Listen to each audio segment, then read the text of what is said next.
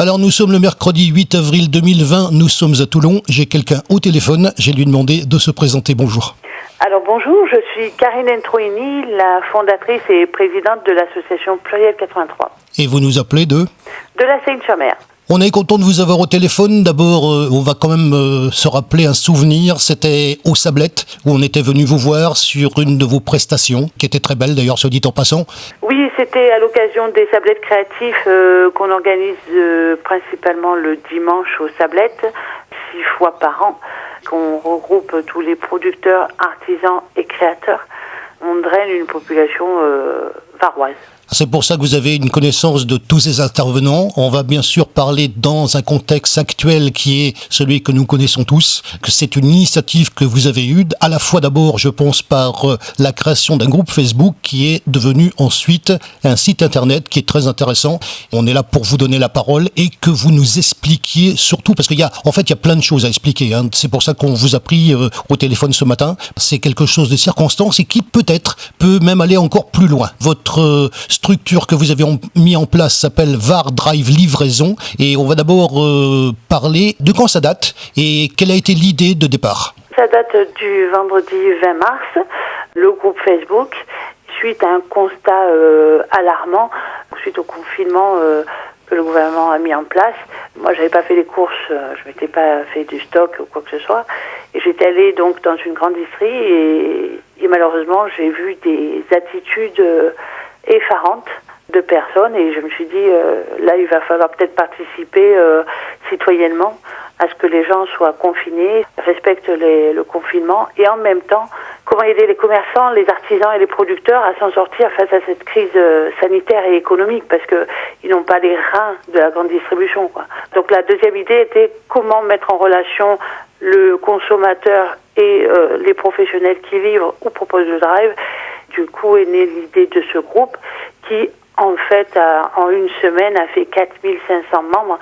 Et c'est de là que, du coup, j'ai eu l'idée de créer le site Internet qui est cette plateforme de mise en relation entre professionnels et consommateurs. Cet outil qui est un site Internet qui m'a interpellé d'ailleurs sur des passants puisqu'il y a aussi, alors moi j'avais posé une question par rapport notamment à la recherche puisque ça intéresse d'une part, et il faut le dire, le département du Var, mais ça intéresse ville par ville, c'est-à-dire qu'on peut rechercher déjà ville par ville quels sont les gens qui se sont, je crois, inscrits, parce qu'il va falloir aussi parler de l'inscription. Il y a des gens qui se sont inscrits sur ce site.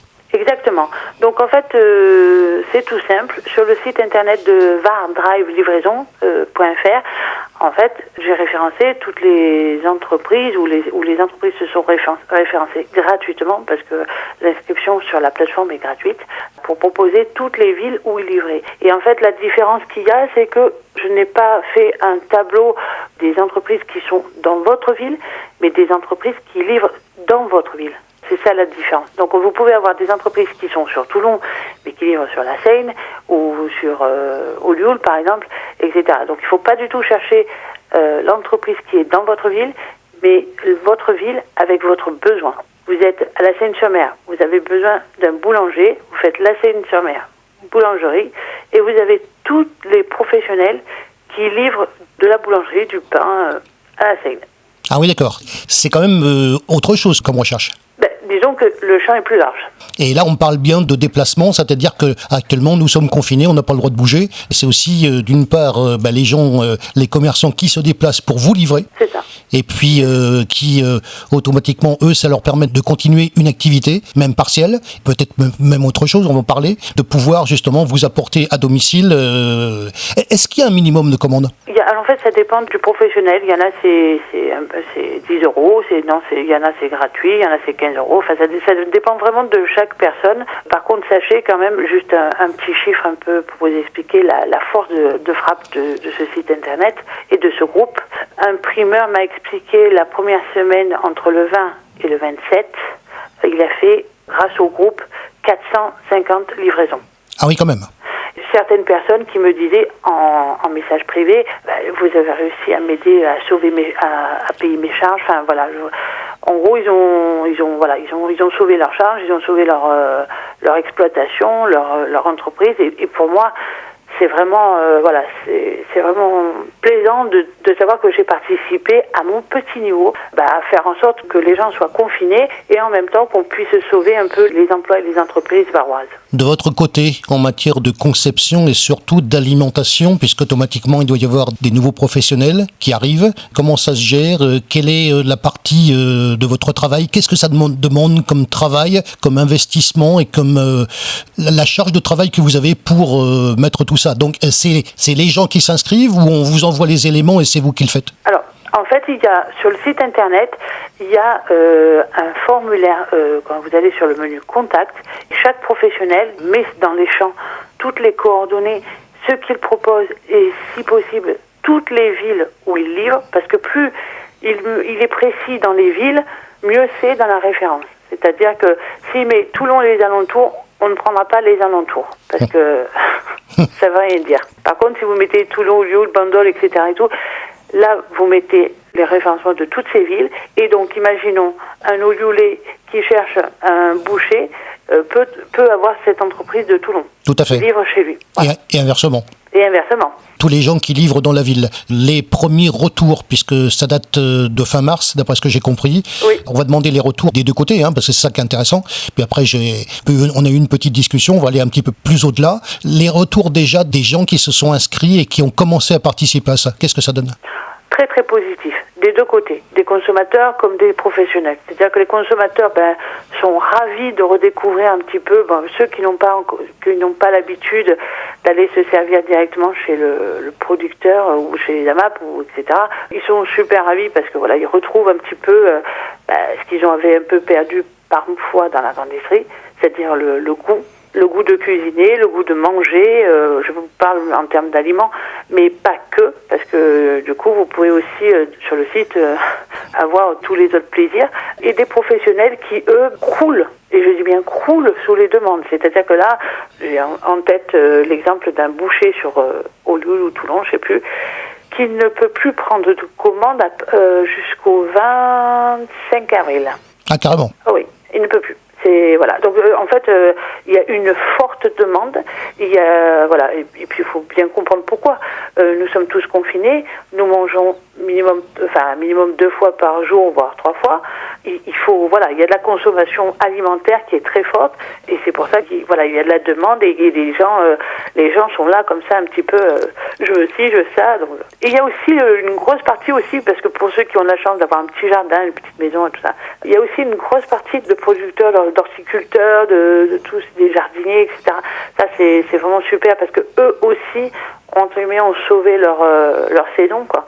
C'est ça qui est bien, quoi, parce que les gens continuent un petit peu à consommer pas que de l'alimentaire comme je vous disais, mais aussi d'autres plaisirs. On va parler du contexte actuel par rapport notamment aux grandes surfaces qui exercent actuellement des filtrages de manière à avoir un certain nombre de personnes dans les supermarchés.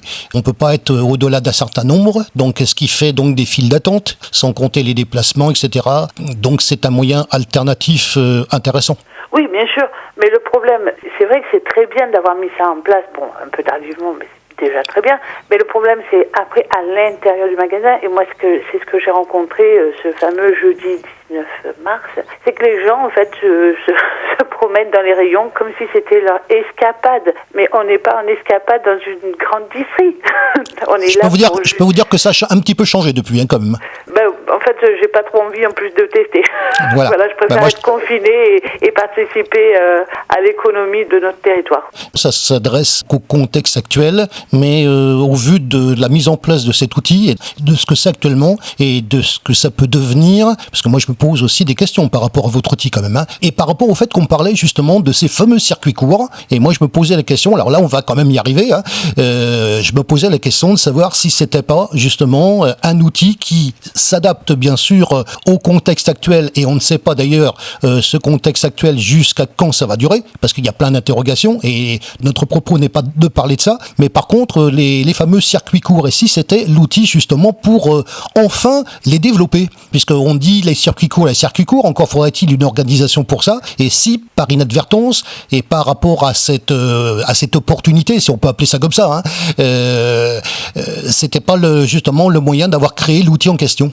Oui, bien entendu. Au vu des retours que j'ai de consommateurs et de professionnels, il est certain que après cette crise, il y aura une autre attitude face à notre alimentation et face au circuit court. Donc oui, on est en pleine réflexion pour savoir comment pérenniser ce système-là, comment fédérer, parce que c'est très très important que les entreprises, que ce soit les producteurs, les commerçants, les artisans, se fédèrent autour d'une plateforme. Le territoire du Var est très grand et on peut satisfaire tout le monde. Il ne faut pas jouer dans le cloison d'une ville ou d'un village. On n'est plus à ça. Un consommateur, je ne sais pas, de Brignoles peut aussi consommer au Val, etc. Enfin bref, voilà, il faut ouvrir un petit peu le champ du possible parce que je pense qu'il y a moyen, si on fédère, si on arrive à faire cette plateforme comme ça de dynamique, je pense qu'à terme, on pourra avoir une chance déjà même de sauver les emplois, de créer des emplois. Parce que je prends l'exemple de quelqu'un, d'une autre personne, d'un producteur, qui lui a redemandé, donc il avait mis en chômage technique ses techniciens, et en fait, il a redemandé à ce qu'ils reviennent pour pouvoir supporter la charge de travail en termes de récolte, de logistique et de livraison. Je pense qu'il y a vraiment moyen de réfléchir à tout ça pour trouver la meilleure solution pour tout le monde, que ce soit pour le consommateur comme pour le professionnel, pour que tout le monde puisse en sortir et qu'il y ait peut-être une relance économique, parce que on a tendance dans le Var à mettre en avant plus le tourisme et la fleur coupée et le vin. Sauf que peut-être qu'il y a moyen de faire quelque chose. Le tourisme, excusez-moi, mais là, des vacances d'été, ça va être un peu short, ça va être très compliqué. Donc il va falloir se retrousser les manches et faire en sorte de faire vivre nos entreprises, nos producteurs. C'est ça le plus important. On va parler de ce fameux outil sur lequel justement des gens sont déjà inscrits alors que d'autres ne le sont pas encore, puisque le but c'est d'abord de parler de ça, de parler de cet outil, du fait que ça a été mis en place, du fait qu'il y a déjà des premiers retours, et quel retour d'ailleurs, se dit de passant, et donc de faire justement une promo complémentaire, c'est notre sujet ce matin, de faire la promotion de cet outil qui s'appelle vardrivelivraison.fr. C'est un site internet sur lequel vous pouvez retrouver, grâce à cette recherche, vous rappelez-vous, c'est ce que je vous avais demandé, donc on tape la ville où on habite et là on voit quelles sont les personnes qui sont en mesure de vous livrer avec tous les renseignements. J'ai bien résumé. Exactement, vous avez tout. On essaie de comprendre quand même. D'ailleurs, j'en profite pour faire un appel en fait à tous les professionnels, les producteurs, les commerçants, les artisans qui proposent la livraison ou le drive dans le secteur de la Provence verte, dans le secteur de l'Est varois, comme Fréjus, Fayence, Saint-Raphaël, etc. Dans le Haut-Var, s'il vous plaît, si vous entendez, n'hésitez pas, c'est gratuit, référencez-vous. Par jour, j'ai plus de 5000 visites de visiteurs uniques. Je ne parle pas qui rebondissent dans chaque page. Je parle vraiment et ça ne fait que commencer et je n'ai pas fait encore le référencement. Donc, n'hésitez pas à vous référencer, c'est gratuit. C'est une action citoyenne et bénévole que je fais. N'hésitez pas à le faire parce que moi, j'ai énormément, alors pour le coup, j'ai énormément de consommateurs qui me disent « Oui, mais moi j'habite là, il n'y a pas... » Donc, s'il vous plaît, si vous m'entendez, n'hésitez pas à vous référencer, c'est gratuit, c'est sur la page de Vardrive Livraison Contact. Essayez d'être le plus précis dans les villes ou les villages et pour que les gens puissent aussi consommer. Parce que par exemple, j'ai des gens de Besse-sur-Essole, du Val, de tous ces beaux villages et ces belles villes qui manquent cruellement de données.